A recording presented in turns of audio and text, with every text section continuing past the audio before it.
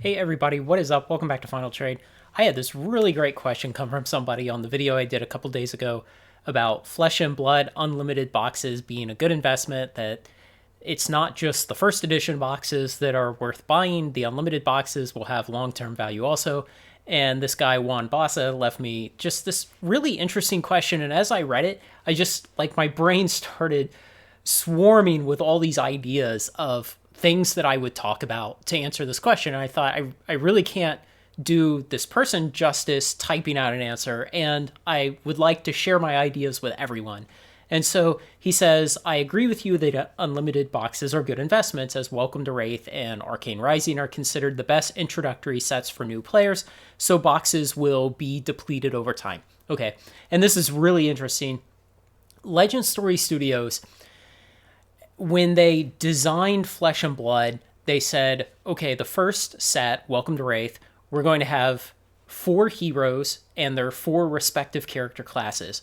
And we're going to have very simple game mechanics. And so just basically the different card types, basic gameplay, stuff like that.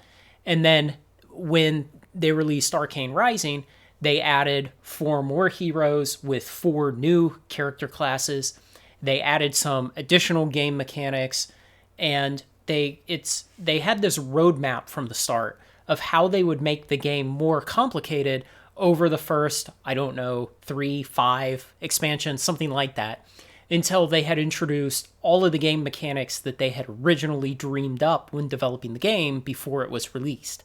And so they definitely wanted to take a stepping stone approach where they would not bombard the player with every complicated mechanic of the game from the start. And so this person, Juan Bassa here, asking this question, he points that out, and he's definitely correct. Welcome to Wraith and Arcane Rising, they are simpler versions of the game. And, for a new player coming into Flesh and Blood today, they're in this advantageous time in history where they could pick up a box, some unlimited and some first edition, because Everfest is still only available in first edition right now. But they could go out and pick up a box of each of the 6 expansions that has ever existed for the game and open it up and build a collection and start making decks and having fun. And so they're in this really great place. And if they wanted to, they could start out by just buying a Welcome to Wraith box for $65 today, and an Arcane Rising box for $85 today, and just bust those open, learn how to play the game, and then if they decide that they like the game and they want to spend more money, they could go buy Monarch, Tales of Aria, Crucible of War, Everfest, the other ones, and expand their collection, learn the other new mechanics that were introduced later, and ease themselves into a new game like that. And so I thought this was a really insightful thing to point out, that Welcome to Wraith and Arcane Rising, really they represent a simpler version of the game. And so that will always have some kind of appeal to new players. The other thing that he didn't mention that I think is important is Welcome to Wraith and Arcane Rising, they're the first 2 sets. And so when people eventually start wanting to be nostalgic for this stuff, and they want to go back to the beginning, that is the very beginning. And so when you see people who say 2, 5, 10 years from now, look for old booster boxes so they can get some old buds together and do a booster draft and have fun, that's the stuff that they would most highly covet. And so there will be people who will go after that stuff well into the future just for booster drafts, just for opening with friends, being nostalgic. The original stuff will always hold the most nostalgia on average. So I thought that was really insightful, and that all of those catalysts will cause the boxes to deplete over time. And it agrees with my thesis that the unlimited boxes will have value in the future. People will want to consume them. People will want to have them. There will always be good demand for them. So he goes on with his second sentence. But do you think that competition with Magic the Gathering could hinder the game's future growth? Oh boy, yes, in spades. And there is no end to what Magic could do to hinder Flesh and Blood's growth. And this gets into a lot of interesting ideas. Whatever Legend Story Studio can do for Flesh and Blood, Wizards of the Coast can do for Magic better. They can do it with more money. They can execute with a bigger team. They can do it with better market research. They can, but will they? And that's really the problem. I think Legend Story Studio would definitely have the advantage of being a smaller, more a company with more initiative, essentially, and they will move faster than WotC will, but they do not have the resources, they do not have the economies of scale, they do not have the margins that WotC does to accomplish things. And so this brings up a situation that you see with a lot of like upstart tech companies, for instance. They're willing to lose money on their product in order to gain market share, in order to get captive customers, in order to become the biggest network, which is essentially what a card game is. It's a giant network of players and existing product and dealers and collectors and investors and everyone else. And if you can lose money while building that network, then over time you can turn around and you can make that network profitable and you'll start making lots of money. Plus you have the giant moat around your business of that huge network. And WotC has the advantage with Magic the Gathering of already having that network and that moat. They are a nearly 30-year-old game now. They are probably the number one most popular game. It's always hard to say, is it Magic or is it Pokemon? But they have all the advantages. And Flesh and Blood is now a 3-year-old game, nearly. It only has 6 expansions. It's, I would say, firmly a kind of third-tier TCG right now in terms of popularity. I definitely think it could grow into a second-tier game eventually. But it has an uphill battle against Wizards of the Coast in every aspect. And let's just talk about one specific aspect, which is the ability to have cards printed at good economies of scale. And so when Legend Story Studio came out with their first several expansions, they had to have looked around the room and in their discussions with the printing companies said, well, how much is it going to cost to print cards? And the companies gave them quotes, and Legend Story Studio looked at the quote and they said, whew, and, we only have so much capital, but we need boxes printed because we have to get enough boxes out into stores' hands so that we can start growing that network so that we don't just, fall flat and fail. And one of the ways they did that was they decided to only put 24 booster packs into a box and only put 4 booster boxes into a case, instead of the traditional 36 booster packs into a box and 6 booster boxes to a case. And so they made the quantities of their products smaller, so that if you wanted to buy a booster box, you were buying fewer cards. Now, the price you were paying for the booster box was not linearly cheaper in line with the change in quantity that you were getting. And so you were still paying more money per card for Flesh and Blood cards than you were for Magic cards. But that's a reality of it. It's a consequence of the fact that Wizards of the Coast prints probably somewhere around 10 or 20 times as many cards as Flesh and Blood does. And maybe I'm way off in that estimate. Maybe it's 100 times as many, but it's a lot more. And it's enough that the economies of scale with the printers really come into effect and benefit Wizards of the Coast in a way that Flesh and Blood cannot hope to be benefited yet. They would have to grow their game greatly, and that's part of the sheer cliff that they have to grow in establishing their network in order to become a huge card game. They're having to necessarily charge more for the cards because they don't print as many, but then that higher price turns players away because they don't want to pay a higher price for a speculative game that could fail, that maybe no one at their local game store even plays. And so that's one of the ways that Magic could hinder Flesh and Blood's future growth. Magic could say, look, we're kind of worried right now about these upstart games, about all these games that are in Kickstarter programs, because maybe 1 or 2 of them will actually deliver and succeed and become third-tier games and maybe one day become a second-tier game.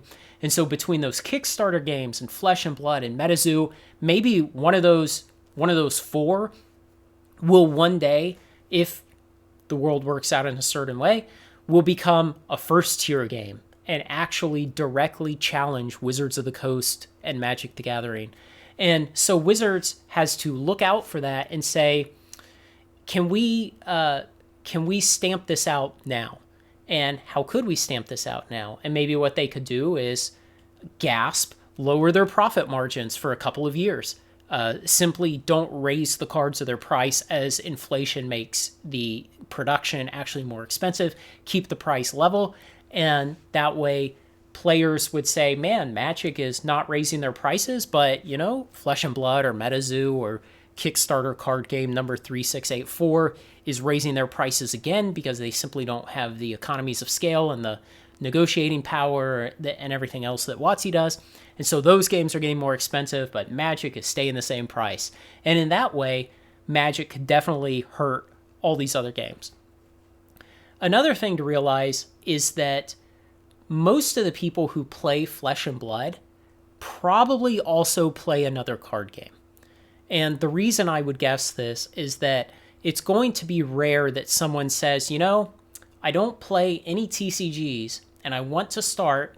Let me go find a game. And they go to the local game store and the guy behind the counter says, you know what's right for you? Flesh and Blood. It's this advanced game that's, a lot more complicated than Magic, and the strategy is a bit more nuanced, and, the player pool is small and the cards are expensive.